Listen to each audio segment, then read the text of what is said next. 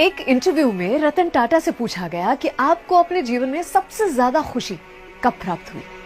इस पर रतन टाटा ने कहा कि सबसे ज्यादा खुशी जो है इस तक पहुंचने के लिए मुझे 3 पड़ाव से होकर गुजरना पड़ा।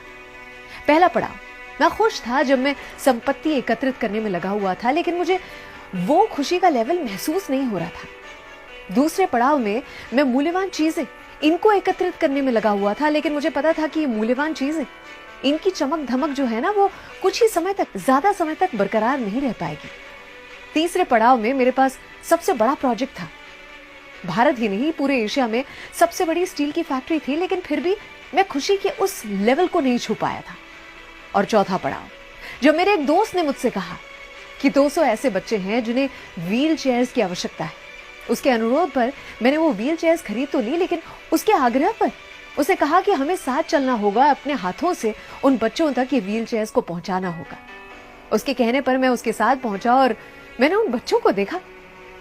उनके चेहरे पर ये व्हील चेयर को देखते ही जो चमक थी, मेरे अंदर तक मैं उस खुशी को महसूस कर पा रहा था, जैसे एक बहुत बड़ी पिकनिक पर मैं उन बच्चों को लेकर पहुंच गया हूं, ऐसी फीलिंग आ रही थी।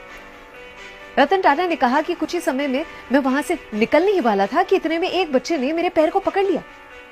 मैंने अपने पैर को छुड़वाने की काफी कोशिश की और फिर उस बच्चे से पूछा, आपको और कुछ चाहिए क्या?